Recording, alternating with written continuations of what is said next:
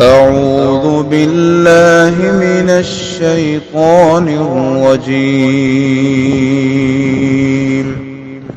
بسم الله الرحمن الرحيم.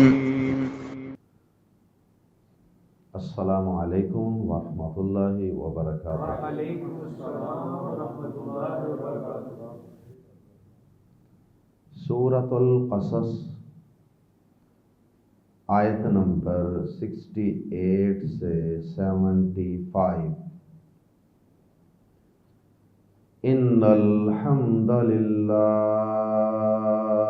والصلاة والسلام علی رسول اللہ اما بعد۔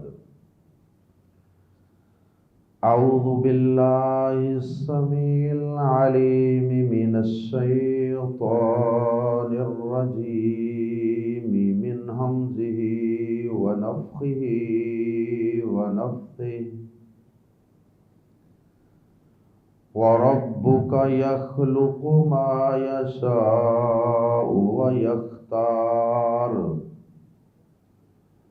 مَا كَانَ لَهُمُ الْخِيَرَةُ سُبْحَانَ اللَّهِ وَتَعَالَى عَمَّا يُشْرِكُونَ۔ وَرَبُّكَ يَعْلَمُ مَا تُكِنُّ صُدُورُهُمْ وَمَا يُعْلِنُونَ وَهُوَ اللَّهُ لَا إِلَٰهَ إِلَّا هُوَ لَهُ الْحَمْدُ فِي الْأُولَى وَالْآخِرَةِ وَلَهُ الْحُكْمُ وَإِلَيْهِ تُرْجَعُونَ۔ قُلْ أَرَأَيْتُمْ إِنْ جَعَلَ اللَّهُ عَلَيْكُمُ اللَّيْلَ سَرْمَدًا إِلَى يَوْمِ الْقِيَامَةِ مَنْ إِلَٰهٌ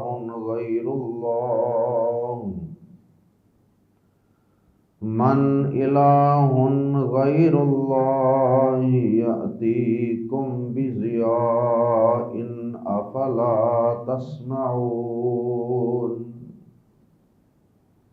قُلْ أَرَأَيْتُمْ إِنْ جَعَلَ اللَّهُ عَلَيْكُمُ النَّهَارَ سَرْمَدًا إِلَى يَوْمِ الْقِيَامَةِ مَنْ إِلَٰهٌ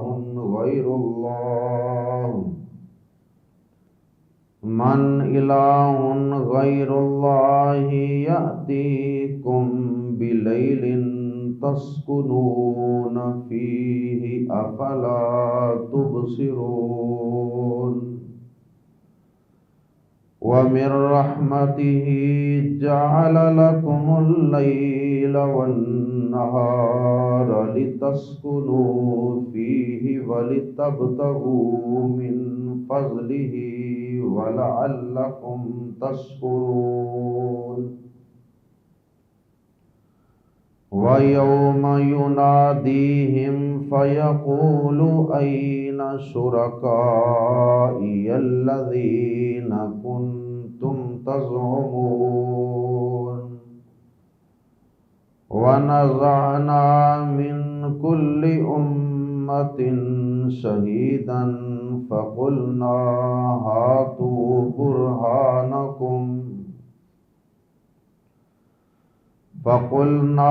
هَاتُوا برهانكم فعلموا أن الحق لله وضل عنهم ما كانوا يفترون۔ قیامت کے دن مشرکین اور ان کے بنائے گئے بناوٹی شریکوں کی رسوائی اور بے بسی کا تذکرہ کرنے کے بعد آیات زیر تفسیر میں اللہ رب العزت نے اب ان کے بناوٹی اور جعلی معبودوں مشکل کشاؤں کے مقابلے میں اپنے کچھ اوصاف کا، صفات کمالات کا، قدرتوں کا اور اپنی توحید کے دلائل کا تذکرہ فرمایا، تاکہ انسانوں کے سامنے تصویر کے دونوں رخ واضح ہو جائیں۔ ایک طرف وہ معبود جن کی قیامت کے دن میدان محشر میں پوری کائنات کے انسانوں کے سامنے تذلیل ہوگی، ان کو اپنی جان کے لالے پڑے ہوں گے، اور ایک طرف وہ رب جو پیدا کرنے والا ہے، جس کو ہر چیز کا علم ہے، جس کے پاس ہر چیز کا اختیار ہے، اور جو دن اور رات کو پیدا کرنے والا، جو انسانوں کو نعمتوں سے نوازنے والا ہے، اور انسانوں پر بے بہا انعامات اور رحمتیں برسانے والا ہے، وہ ہے معبود برحق، وہ ہے سچا الہ اور سچا معبود، وہ ہے سچا اور صحیح معنوں میں مشکل کشا، حاجت روا۔ آئیے قرآن مجید کے الفاظ میں اللہ رب العزت کی توحید کے دلائل اور اللہ رب العزت کی صفات کے تذکرے پڑھتے ہیں۔ آیت نمبر 68 سے، وَرَبُّكَ، اور آپ کا رب، یخلق، پیدا کرتا ہے، وَرَبُّكَ، اے نبی پاک صلی اللہ علیہ وسلم، اے توحید والو، آپ کا رب کون ہے؟ ان مشرکوں کے رب تو تم نے دیکھ لیے نا، ان کی بے بسی۔ وَرَبُّكَ، اور آپ کا رب، یخلق، پیدا کرتا ہے، ما یشاء، جو وہ چاہتا ہے۔ اس سے کوئی پوچھنے والا نہیں ہے کہ اے رب تو نے یہ کیوں پیدا کیا، تو نے فلاں چیز ایسے کی بجائے ایسے کیوں نہیں پیدا کی۔ مجھے یاد ہے کہ میں والد محترم کے ساتھ وقتاً فوقتاً مجھے ان کے ساتھ گاؤں جانا ہوتا ہے، تو ایک دفعہ ہم کھیتوں میں جا رہے تھے، سردی کا موسم تھا اور سورج ماشاءاللہ اپنی حرارت کے ساتھ تمام مخلوقات کو انرجی فراہم کر رہا تھا۔ انسان بھی دھوپ میں بیٹھے ہیں تو جانور، چرند پرند، حشرات، کیڑے مکوڑے، وہ سب بھی تو اللہ کے مخلوق ہیں۔ بہرحال ہم نے کیا دیکھا کہ ایک کھیت میں وہ جو بننا ہوتا ہے اس کے بالکل ساتھ جنوب والی سائڈ پہ جدھر سورج ٹمٹما رہا تھا، اس سائڈ پہ ایک سانپ بیٹھا ہے اور اس کے 2 منہ ہیں۔ چاہے تو ایک منہ کی طرف چل پڑے، چاہے تو دوسرے منہ کی طرف چل پڑے، جس طرح کسی ٹرین کو 2 انجن لگے ہو، چاہے تو آگے کو چل پڑے، چاہے تو پیچھے کو چل پڑے۔ تھوڑا سا اور آگے گئے، پھر اسی طرح ایک دیکھا، پھر اور آگے گئے، وہ پوری لائن میں ہی کوئی 3-4 دھوپ میں بیٹھے ہوئے اپنی بلوں سے نکل کر۔ تو والد محترم نے مجھے ایک جملہ بولا جو مجھے آج بھی یاد ہے۔ انہوں نے کہا کہ یہ 2 منہوں والے سانپ پیدا کر کے اللہ تعالیٰ یہ بتانا چاہتا ہے کہ میں پیدا کرنے والا رب ہوں، میں جو چاہے پیدا کر سکتا ہوں، میں یہ بھی پیدا کر سکتا ہوں۔ یہ وہ اپنی قدرت کی نشانیاں دکھاتا ہے۔ وَرَبُّكَ يَخْلُقُ مَا يَشَاءُ، اور تیرا رب پیدا کرتا ہے جو چاہتا ہے۔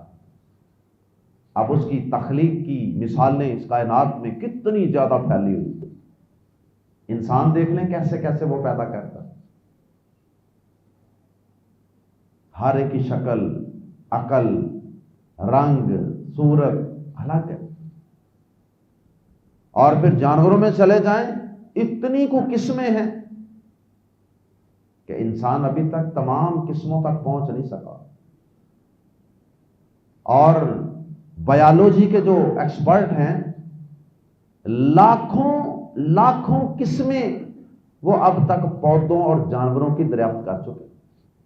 وَرَبُّكَ يَخْلُقُ مَا يَشَاءُ، اور تیرا رب پیدا کرتا ہے جو چاہتا ہے.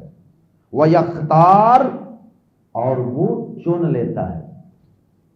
چوز کرنا مطلب یہ ہے کہ پیدا کرنا بھی اس کا اختیار اور اس کی مرضی، اور کسی کام کے لیے، کسی مقصد کے لیے، کسی عہدے کے لیے، کسی مشن کے لیے، کسی مقصد کے لیے کسی انسان کا، کسی جن کا، کسی فرشتے کا، کسی مکان کا، کسی پتھر کا، کسی بھی چیز کا چن لینا، یہ بھی اس رب ہی کا اختیار. اب پتھر تو اور بھی بڑے ہیں نا. ایک پتھر ہوتا ہے وہ ٹوائلٹ میں فلش کے ارد گرد لگایا جاتا ہے، اور ایک پتھر ہوتا ہے جو مسجد میں لگایا جاتا ہے جہاں لوگ سجدہ کرتے ہیں. ایک پتھر وہ ہے جو مسجد حرام میں، بیت اللہ کے، کعبۃ اللہ کے قرب و جوار میں مطاف والی جگہ پہ لگایا جاتا ہے جہاں سب لوگ طواف کر رہے ہیں دیر رات. اور وہ بھی تو ایک پتھر ہی ہے نا جو کعبۃ اللہ کے ایک کارنر میں نصب ہے، جسے حجر اسود کہا جاتا ہے. وہ بھی تو ایک پتھر ہے. مقام ابراہیم بھی ایک پتھر ہی ہے جس پر کھڑے ہو کر ابراہیم علیہ السلام نے اللہ کے گھر کو تعمیر کیا. اور ایک امام جو مصلی پہ کھڑا ہوتا ہے، ممبر پہ بیٹھ جاتا ہے، ممبر پہ کھڑا ہو جاتا ہے. اللہ تعالیٰ پیچھے کتنے لوگ ہوتے ہیں مقتدی، لیکن اللہ پاک اس کا انتخاب کر لے. نبوت و رسالت کے لیے اللہ پاک نے اتنی انسانیت میں سے کچھ خاص ہستیاں ہیں جن کو چن لیا ہے. نبوت و رسالت کی عظیم ذمہ داری. لوگ تو بڑے ہیں، موت تو بڑے لوگوں کو آتی ہے، لیکن کچھ لوگوں کو اللہ پاک اپنے دین کی سربلندی کے لیے شہادت کے رتبے پر فائز کر دیتا ہے. جو سینے پہ گولی کھا کے رب کی جنتوں کے مہمان بن جاتے ہیں، شہادت کا عظیم تمغہ اللہ پاک ان کے سینوں پہ سجا دیتا ہے. ان کا انتخاب بھی تو اللہ پاک ہی کر. وَيَتَّخِذَ مِنْكُمُ الشُّهَدَاءَ، اللہ پاک کہتے ہیں کہ ہم تو میں سے کچھ لوگوں کو شہادت کے منصبے کے لیے منتخب کر لیتے ہیں. اللہم اجعلنا منہم. اللہ ہمیں بھی جب بھی موت آئے، شہادت کی موت ایمان کی حالت میں آئے. اللہ اکبر. وَيَخْتَارُ، اور وہ چن لیتا ہے. اب صحابہ کرام رضی اللہ تعالیٰ عنہ، ان کا انتخاب بھی اللہ نے کیا. نبی پاک صلی اللہ علیہ وسلم کے ساتھ دینے کے لیے، آپ کا ساتھ دینے کے لیے سفر ہجرت میں اللہ پاک نے آپ کے ساتھ جانے کے لیے ابو بکر صدیق کو چنا. اور آپ کی بیویوں کا انتخاب بھی تو اللہ نے کیا، وہ بھی اس نے چنا ہے. اتنی کائنات کی عورتوں میں سے چند عورتوں کو نبی پاک صلی اللہ علیہ وسلم کی بیویاں بنانے کے لیے کائنات کے رب نے ہی چنا ہے. اور پھر ان ساری بیویوں میں سے عائشہ صدیقہ کو جو مقام اور رتبہ عطا کیا، وہ بھی خالق کائنات نے عطا کیا. بہرحال اس کی بہت سی مثالیں ہیں.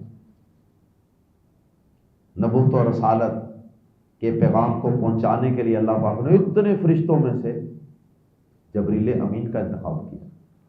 بہرحال یہ سلیکشن، یہ چوز کرنا کسی کو کسی کام کے لیے، یہ بھی اللہ پاک ہی کا اختیار ہے. وَرَبُّكَ يَخْلُقُ مَا يَشَاءُ وَيَخْتَارُ، اور تیرا رب پیدا کرتا ہے جو چاہتا ہے اور چن لیتا ہے جس کو چاہتا ہے۔ ما یشاء کا لفظ دونوں کے ساتھ ہے، یخلق کے ساتھ بھی ہے اور ما یختار کے ساتھ بھی۔ اور اس میں ایک اشارہ یہ بھی ہے کہ ارے ظالموں، مشرکو، تم ہمارے نبی پاک جناب محمد کریم صلی اللہ علیہ وسلم کی نبوت اور رسالت پر اعتراض کرتے ہو، اور کبھی یہ کہتے ہو کہ جی یہی ملا تھا اللہ پاک کو نبوت اور رسالت کے لیے؟ کیا طائف اور مکہ یہ دو بڑی بڑی بستیاں، ان میں کوئی اور بڑا کوئی چودھری سردار آدمی اللہ کو نہیں ملا؟ نعوذ باللہ من ذالک۔ تو یہ آپ کی نبوت اور رسالت کی طرف بھی اشارہ ہے کہ وہ جس کو چاہتا ہے منتخب کر، تمہاری مرضی تھوڑی چلنی ہے مشرکو، یہ تو رب کا انتخاب ہے، اس کی سلیکشن ہے، جس کو چاہے منتخب کر۔ اور مصطفیٰ کا معنی بھی یہی، ان اللہ اصطفیٰ آدم ونوحا، بے شک اللہ پاک نے ہی آدم علیہ السلام کو منتخب کیا، چنا۔ نوح علیہ السلام کو بھی اللہ نے چنا، اور باقی انبیاء کو بھی، اور آخری پیغمبر جناب محمد الرسول اللہ صلی اللہ علیہ وسلم کو بھی اللہ پاک نے چنا۔ ما کانا لہم الخیارۃ، ما کانا کبھی نہ تھا، ما کانا کبھی نہ تھا، لہم ان کے لیے، الخیارۃ اختیار، ان کے لیے تو کبھی اختیار نہیں تھا ان مشرکوں کے پاس کہ یہ جس کو جی چاہے منتخب کر لیں۔ انہوں نے یہ سمجھا کہ یہ ہمارا اختیار ہے، ہم جس کو مرضی اپنا معبود بنا لیں، جس کو مرضی ہم مشکل کشا بنا لیں، جس کو چاہے ہم اولاد دینے والا بنا لیں، یہ اختیار ہم نے انہیں تو نہیں دیا۔ بلکہ بدقسمتی سے اب تو جہالت اور گمراہی اس قدر ہو چکی، اور مسلمان اس قدر کتاب اللہ قرآن مجید سے دور ہو چکے کہ مسلمانوں نے باقاعدہ محکمے تقسیم کر رکھے ہیں اولیاء اللہ میں، فلاں شعبہ فلاں ولی کے پاس ہے، بارش برسانا فلاں اللہ کے بندے کے پاس، اولاد دینا فلاں کی ذمہ داری، تکلیفیں دور کرنا، کشتیوں کو پار لگانا فلاں کا اختیار۔ مشرکین نے بھی ایسے کیا ہوا، مشرکین مکہ نے۔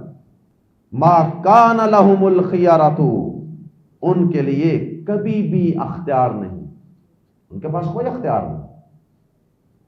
ہاں یہاں یہ بات بھی سمجھ لیجئے کہ اللہ پاک نے انسان کو کچھ اختیار دیا ہے شریعت کے احکامات پر عمل کرنے اور نہ کرنے کے حوالے سے، وہ اللہ نے انسان کو اس کے امتحان اور آزمائش کے لیے اختیار دیا کہ چاہے تو انسان اچھے عمل کرے، چاہے تو برے کر لے۔ ما کان لہم الخیارہ، ان کے پاس کبھی بھی اختیار نہیں تھا۔ اس سے مراد، اس سے وہ والا اختیار مستثنا ہوگا جس کا ذکر اللہ پاک نے قرآن مجید کے اندر ہی کئی مقامات پہ فرمایا ہے۔ مثلا سورۃ الدہر میں اللہ پاک نے کیا فرمایا؟ انا ہدیناہ، بے شک ہم نے اسے راستہ دکھا دیا، انا ہدیناہ السبیلا، بے شک ہم نے اسے راستہ دکھا دیا، اما شاکرا و اما کفورا۔ اب چاہے تو یہ ہمارا فرما بردار بندہ بن جائے، چاہے تو ہمارا ناشکرا اور منکر بندہ بن جائے۔ تو یہ کیا ہے؟ یہ بھی ایک قسم کا اختیار ہے۔ تو یہ ایک خاص حد تک اللہ پاک نے انسان کو اختیار دیا ہے، یہ تو قرآن مجید کی آیات اور احادیث سے بھی ثابت۔ اگر انسان کے پاس بالکل ہی اختیار نہ ہو اور وہ مجبور محض ہو کہ وہ بالکل ہی مجبور ہے، تو پھر جنت جہنم کا تو کوئی لاجک ہی نہیں بنتا نا۔ تو یہ تھوڑا سا اختیار اعمال کے لحاظ سے اللہ نے دیا ہوگا، یہ اور قسم کا اختیار۔ اور یہ اختیار کہ وہ فیصلے کر سکیں کائنات کے بارے میں، کسی کو منتخب کر سکیں، سورج چاند ستاروں پہ ان کا اختیار ہو، ایسا کچھ نہیں ہے۔ کسی کو ولی کا عہدہ دے دیں، کسی کو نبی کا عہدہ دے دیں، کسی کو معبود کے عہدے پر براجمان کر دیں، یہ اختیار ان کے پاس نہیں ہے۔ سبحان اللہ، پاک ہے اللہ۔ سبحانہ کا معنی پاکی ہوتا ہے، وتعالی، اور بہت بلند ہے، وتعالی، اور بہت بلند ہے۔ اکثر ہم یہ لفظ بولتے ہیں نا، اللہ تعالی، یہ تعالی اللہ پاک کی صفت ہے جو قرآن مجید میں بیان ہوئی ہے، اس لیے ہم اللہ تعالی کہہ دیتے ہیں۔ سبحان اللہ وتعالی، اللہ پاک ہے اور بہت بلند ہے۔ کیا مطلب؟ کہ کسی اللہ کے ولی کو، کسی پیغمبر کو کوئی اختیار دے دینا یا یہ سمجھنا کہ اس کے پاس اختیار ہے، اس کو معبود بنا لینا، اس کو کوئی محکمہ، کوئی شعبہ دے دینا کہ اس کے اختیارات اس کے پاس ہیں، یہ اللہ کے ساتھ شرک ہے، اور اللہ پاک ایسے شرک سے پاک ہے۔ سبحان اللہ، اللہ پاک ہے کہ اس کے ساتھ کوئی اور بھی پیدا کرنے والا ہو، اختیار رکھنے والا ہو، کائنات میں جس کا حکم چلتا ہو، اللہ اس سے پاک ہے، اس شرک سے اللہ پاک ہے۔ وتعالی، اور وہ بہت بلند ہے، عما، یہ اصل میں عن جمع ما، عن سے ما جو یشرکون، وہ شریک بناتے ہیں، اس سے وہ پاک ہے جو وہ شریک بناتے ہیں۔ اللہ نے بتا دیا کہ میں کس سے پاک ہوں، اس سے جو وہ شریک بناتے ہیں۔ اللہ پاک، یعنی اللہ کے کوئی شریک نہیں ہے، اور یہ اولاد، یہ رزق، یہ فتح و شکست، یہ عزت و ذلت، یہ زندگی موت، یہ شفا و مرض، یہ سب اللہ کے اختیار ہیں۔ وَرَبُّكَ، اور تیرا رب، یعلم، جانتا ہے، مزید اللہ کے صفات، ما، جو کچھ، تکنو، چھپاتے ہیں، ما تکنو، جو چھپاتے ہیں، صدورہم، ان کے سینے، صدر ان کی جمع صدور، ما تکنو صدورہم، جو ان کے سینے چھپاتے ہیں۔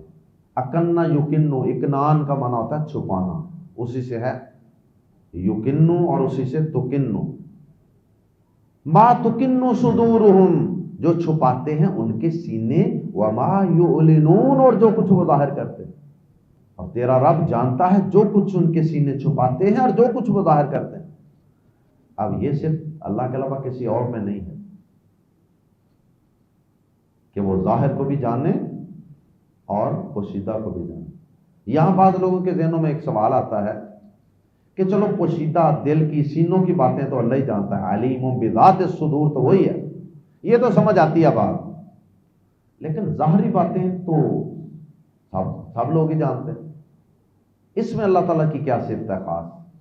اس کا جواب یہ ہے کہ میں اور آپ یا انسان ظاہری طور پہ بہت کم جانتے ہیں، ظاہری طور پہ بھی ہم بہت تھوڑا جانتے ہیں۔ مثلا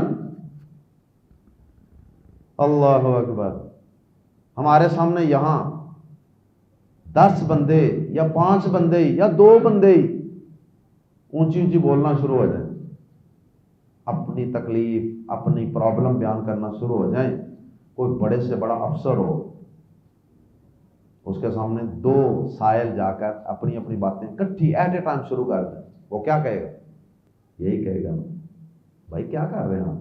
1 بائی 1 بات کریں نا، 1 بائی 1، ایک ایک کو اندر بھیجے میرے آفس میں۔ کیوں؟ اس کا مطلب ہے کہ اگر 2-4 بندے اکٹھے اونچی اونچی اپنی کوئی بات بتانا شروع کر دیں تو انسان تو 2-4 بندوں کی چیخو پکار اونچی اونچی بولنے کو بھی ایٹ اے ٹائم نہیں سمجھ سکتا، تو ظاہر کو بھی انسان پوری طرح نہیں جانتا۔ اسپیکر کی آواز زیادہ اونچی ہو جائے پھر بھی انسان کہتا ہے یار کان پھٹ رہے ہیں، کچھ سمجھ نہیں آ رہا، لیکن اللہ پاک کو ایٹ اے ٹائم کتنی مخلوقات ہیں جو پکار رہی ہیں، ان کی آواز کو اور سمجھ رہا ہے اور اس پہ عمل درآمد امپلیمنٹیشن بھی کر رہا ہے۔ تو اللہ کے علاوہ کوئی ایسا معبود نہیں ہے۔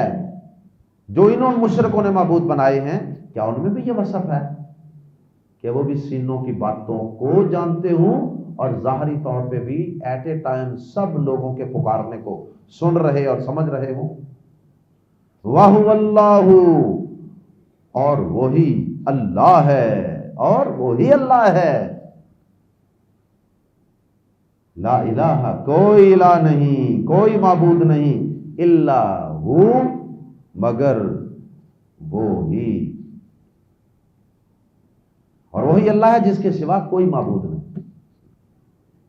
جس کی صفات بیان ہو رہی ہیں بس یہ وہی اللہ، اس کے علاوہ کوئی معبود نہیں ہے۔ یہ خلاصہ بیان کر دیا کچھ صفات اللہ پاک نے اپنی بیان کرنے کے بعد۔ لہ الحمد، لہو شروع میں آنے سے اس میں ہی کا معنی پیدا ہو گیا، ورنہ یہ تھا الحمد لہو، جس طرح الحمدللہ ہے، تو شروع میں لہو آنے سے ہی کا معنی، لہو اس ہی کے لیے ہے یا اسی کے لیے ہے، الحمد تمام تعریف، سب تعریف، الف لام کی وجہ سے، حمد کی الف لام کی وجہ سے اس میں استغراق یعنی سب تعریف کا معنی پیدا ہو گیا۔ لہ الحمد، جس طرح آتا نا لہ الملک، جس طرح آتا ہے آگے اسی جملے میں آ رہا ہے اسی آیت میں لہ الحکم، تو سب جگہوں پہ ترجمہ کریں گے اسی کے لیے ہے۔ لہ الحمد، اسی کے لیے ہے سب تعریف، فی الاولا، پہلی میں، پہلی زندگی کون سی ہے؟ دنیا، والآخرہ، اور آخری زندگی یعنی آخرت، لہ الحمد فی الاولا والآخرہ، اسی کے لیے دنیا اور آخرت میں سب تعریف ہے۔ دنیا میں بھی سب تعریف ہے اللہ کے لیے، اور قیامت کے دن بھی، قیامت کے دن تو سب لوگ ہی مان جائیں گے نا، مشرک بھی مان جائیں گے کہ واقعی ہمارے معبودوں کی کوئی تعریف نہیں۔ آج اگر کوئی تعریف کے لائق ہے تو وہ اللہ ہی ہے، اس لیے اللہ تعالیٰ فرماتے ہیں کہ دنیا میں بھی تعریفیں میری ہیں، قیامت کے دن بھی تعریفیں میری ہی ہوں۔ وَلَهُ الْحُكْمُ، اور اسی کے لیے حکم ہے، آرڈر، بادشاہی، آرڈر اسی کا چلتا ہے۔ یہ آرڈر دو قسم کے ہوتے ہیں، حکم کی دو قسمیں ہوتی ہیں، ایک ہوتا ہے تکوینی، تکوینی یہ لفظ کن اسی سے ہے نا، کن ہو جا، یعنی تکوینی جو اس کائنات کا نظام چل رہا نا، سورج چاند ستارے ہوائیں بادل، یہ سب کچھ کیا ہے؟ بیج پھٹ رہا ہے، اس سے درخت اگ رہا ہے، اس میں پھل لگ رہا ہے، یہ آرڈر سارے اسے کہتے ہیں تکوینی حکم۔ تو تکوینی حکم بھی اس کائنات میں اللہ کا ہی چل رہا ہے، اور دوسرا ہوتا ہے تشریعی، تشریعی عین کے ساتھ، تشریعی شرع، شریعت سے، یعنی شرعی احکامات کہ یہ حلال ہے یہ حرام ہے، نماز ایسے پڑھنی ہے ایسے نہیں پڑھنی، عقیدہ یہ رکھنا ہے یہ نہیں رکھنا، تو یہ ساری چیزیں کیا ہیں؟ تشریعی احکامات، قرآن و حدیث کے احکامات، آرڈر، وہ بھی اللہ کے چلنے۔ سورج چاند ستاروں ہواؤں پھولوں بیجوں درختوں پھلوں پر حکم کس کا چل رہا ہے؟ اللہ کا۔ وہ لفظ کن کہتا ہے تو کام ہو جاتا ہے۔ اور جو شریعت کے احکامات ہیں، دین سارا، جائز ناجائز، حلال حرام، عبادات معاملات اخلاقیات، ان سب میں بھی حکم اللہ کا ہی۔ تو بہرحال یہ حکم کی دو قسمیں ہیں آرڈر کی، وَلَهُ الْحُكْمُ، اور اسی کے لیے حکم ہے، وَإِلَيْهِ تُرْجَعُونَ، اور اسی کی طرف تم لوٹائے جاؤ گے۔ تم نے ان معبودوں کی طرف نہیں لوٹائے جانا، تم نے اللہ ہی کی طرف لوٹائے جانا ہے۔ قل، کہہ دیجئے، اللہ پاک کی نعمتوں کا اور توحید کا تذکرہ، قل کہہ دیجئے اے نبی پاک صلی اللہ علیہ وسلم، ان کو مزید میری توحید سمجھا دیجئے، بتا دیجئے۔ قل کہہ دیجئے، کیا رأیتم، تم نے دیکھا، ارأیتم، کیا تم نے دیکھا ہے، مراد یہ ہے کیا تم نے غور کیا ہے کیا تم نے ایسا کچھ دیکھا ہے، اس پہ غور کیا ہے تو بتاؤ. اور آئی تم، ہیو یو کنسیڈرڈ، کیا تم نے دیکھا ہے، کیا تم نے غور کیا ہے. ان جعل، ان اگر، جعل اللہ، بنا دے اللہ، کر دے اللہ، علیکم تم پر، اللیل رات، اگر تم پر اللہ کر دے رات، سرمدن ہمیشہ کے لیے، مسلسل، الی یوم القیامت، قیامت کے دن تک. کیا تم نے دیکھا اگر اللہ تم پر ہمیشہ قیامت کے دن تک رات کر دے.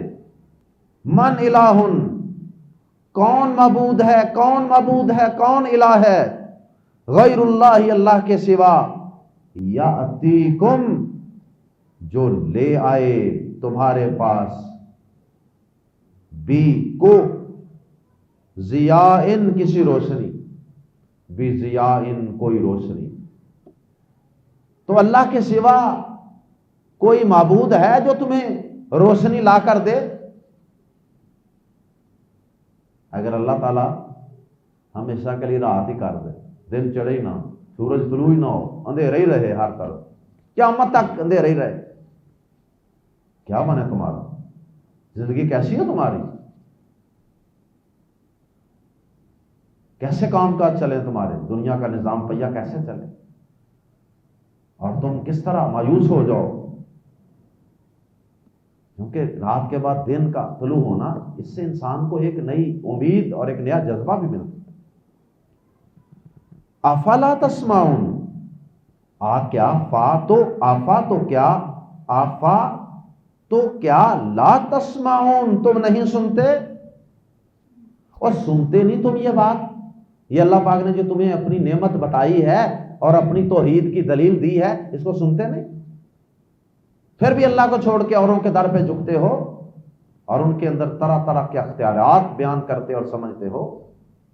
قل، کہہ دیجئے، اسی طرح ایک اور انداز سے ان کو سمجھائیے. قل، کہہ دیجئے، ارأیتم، کیا دیکھا تم نے، کیا غور کیا تم نے، ان اگر جعل اللہ، کر دے اللہ، علیکم تم پر، النہار، دن، سرمدن، ہمیشہ کے لیے، الی یوم القیامت، قیامت کے دن تک، من الہ غیر اللہ، کون معبود ہے اللہ کے سوا، کون معبود ہے اللہ کے سوا، یاتی، لے آئے، کم، تمہارے پاس، بی کو، لیلن، کوئی رات، بی لیلن، کسی رات کو، یا کوئی رات.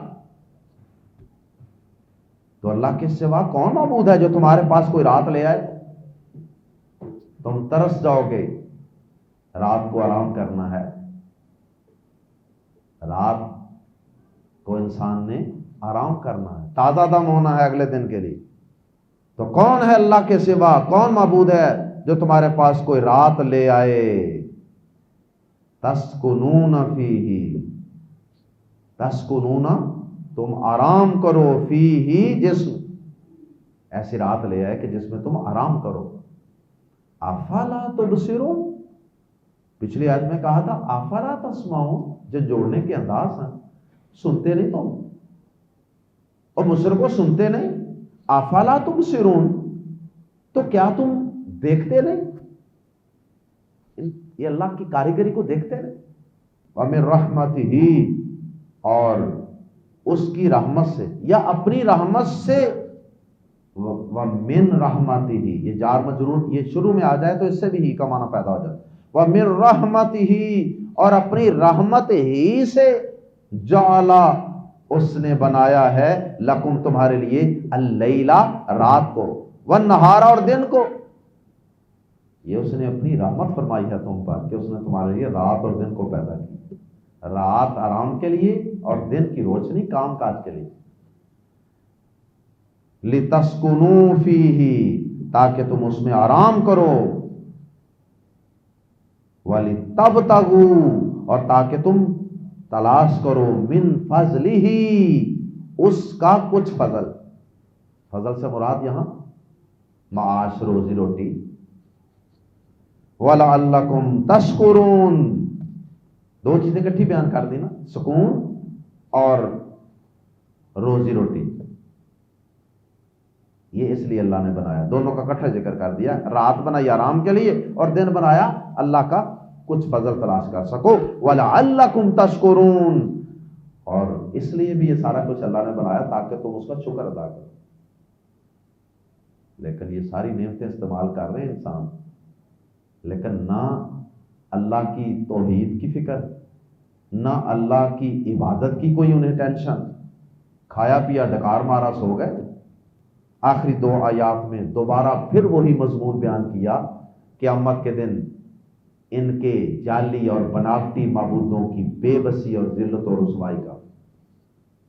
وَيَوْمَ، اور جس دن يُنَادِيهِمْ، وہ آواز دے گا انہیں اللہ پاک. فَيَقُولُ، پس وہ کہے گا اَيْنَ شُرَكَائِي، کہاں ہیں میرے شریک؟ الَّذِينَ، جنہیں کنتم تھے تم تزعمون، تم گمان کرتے، جنہیں تم گمان کرتے تھے کہ یہ میرے شریک ہے. وہ شریک آج کدھر ہیں؟ لاؤ ذرا پیش کرو، بلاؤ انہیں، تمہاری مدد کو آئیں، میرے سامنے لاؤ. ایک وقت قیامت کے دن یہ بھی ہوگا کہ لوگوں کی زبانیں گونگ ہو جائیں گی، کوئی بول ہی نہیں سکے گا. اور ایک وقت یہ بھی آئے گا کہ لوگ وہاں بھی جھوٹ بولنے کی کوشش کریں. مثلا کہ یا اللہ ہمیں تو کسی نے بتایا نہیں تھا کہ توحید کیا ہوتی ہے، شرک کیا ہوتا ہے. اللہ پاک کہتے ہیں وَنَزَعْنَا، اور ہم نکالیں گے، من کلی امت، ہر امت میں سے شہیدن، ایک گواہ. وہ نبی ہوگا، رسول ہوگا، یا رسولوں کے جو فالوورز ہیں، جو امتی ہیں، جو داعیان کرام ہیں، علماء ہیں، واعظین ہیں، انبیاء کرام کے وارث، وہ بھی ہو سکتے ہیں. تو اللہ تعالیٰ ہر قبیلے، امت، گروہ میں سے ایک گواہ کھڑا کر دے گا. فَقُلْنَا، تو ہم کہیں گے ہاتوا برہانکم. وہ کھڑا ہو کے کیا کہے گا؟ یہ بات یہاں حذف ہے. وہ گواہ کھڑا ہو کر کہے گا کہ یا اللہ ہاں یہ جھوٹ بول رہے ہیں، یا اللہ میں نے تیرا پیغام ان تک پہنچایا تھا، تیری توحید پہنچائی تھی، اب یہ جھوٹ بول رہے ہیں. تو اللہ پاک پھر ان مشرکوں کو کہیں گے فَقُلْنَا، تو ہم کہیں گے ہاتوا، لاؤ، برہانکم، اپنی دلیل، اپنی دلیل لاؤ. تم جو شرک کرتے رہے تھے، ان کو معبود مانتے رہے تھے، اپنے جیسے انسانوں کو یا بتوں کو، تو لاؤ اپنی دلیل. فَعَلِمُوا، دلیل کہاں لائیں گے؟ وہ دلیل ان کے پاس ہو تو لائیں. فَعَلِمُوا، وہ جان لیں گے، أَنَّ الْحَقَّ لِلَّهِ، کہ بے شک سچ بات للہ، اللہ ہی کی ہے. وہ جان لیں گے کہ سچ بات اللہ ہی کی ہے. اللہ نے سچ کہا تھا، میرے علاوہ کوئی معبود نہیں، کوئی الہ نہیں. قیامت کے دن یہ سارا چانن ہو جائے گا انہیں مشرکوں کو کہ واقعی بات اللہ ہی کی سچی ہے. آج ہمیں پتہ چل گیا، کیونکہ وہ ہمارے مشکل کچھ وہ تو غائب ہیں، وہ تو خود چھپتے پھر رہے ہیں کہ ہماری باری نہ آ جائے. وَظَلَّ، آگے وضاحت بھی کر دی اللہ نے، وَظَلَّ، اور گم ہو جائے گا، بھٹک جائے گا، گم ہو جائے گا، عنہم، ان سے، مشرکوں سے، ما جو کانو، تھے وہ، یفترون، گڑا کرتے. افترا باز گڑنا. یہ مشرک دنیا کے اندر دو چیزیں گڑتے تھے نا، ایک تو معبود انہوں نے خود گڑے، وہ معبود بھی غائب ہو جائے، اللہ نے تو نہیں بنائے تھے، انہوں نے خود گڑے. دوسرا، انہوں نے ان کے حاجت روا مشکل کشا کرنے والے ہونے کے دلائل گڑے، کس سے کہانیاں بنائے ہوئے نا بڑے، کہ فلاں بزرگ تو جناب اللہ اکبر، وہ جناب ملک الموت جو ہے نا، وہ روح لے کر جا رہے تھے، تو بزرگوں نے جناب اس کو ایک تھپڑ مارا اور اس کے تھیلے سے، روحوں کے تھیلے سے وہ روح اپنے مرید کی نکال لی، الٹا دیا تھیلے کو. یعنی اس قسم کے جو دلائل، بناوٹی باتیں کہ وہ جی فلاں بزرگ تو الٹے لٹکتے تھے کتنے کتنے سال، فلاں بزرگ تھے وہ ایک ٹانگ پر کتنے کتنے سال کھڑے رہتے تھے. فلاں بزرگ وہ ایک ہی وضو کے ساتھ انہوں نے اتنے سال تک عشاء اور فجر کی نماز کٹھی ایک ہی وضو سے پڑھی. کیا مطلب؟ سوئے نہیں اتنے سال. اس طرح کی بناوٹی باتیں ان کو بااختیار اور معبود اور مشکل کشا ثابت کرنے کے لیے جو بنائی ہوئی تھی نا باتیں، یہ بھی گھڑی ہوئی تھی نا باتیں، تو اللہ تعالیٰ فرماتے ہیں وَضَلَّ عَنْهُمْ، اور گم ہو جائے گا ان سے ما کانوا یفترون، جو وہ گڑا کرتے تھے. وہ دلیلیں بھی آج غائب. آج دلیل کون پیش کرے اللہ کی عدالت؟ وہ تو ٹکوسلے تھے، وہ تو من گڑت باتیں تھیں، وہ تو گپیں تھیں. وہ دلیلیں بھی آج غائب اور وہ معبود بھی غائب. اللہ ہم سب کو زندہ رکھے تو اسلام پر، اللہ ہم سب کو موت دے تو اپنی توحید پر، اور اللہ ہم سب کو اور ہماری نسلوں کو بھی شرک سے محفوظ رکھے. سبحانک اللہم و بحمدک اشہد ان لا الہ الا انت استغفرک و اتوب الیک.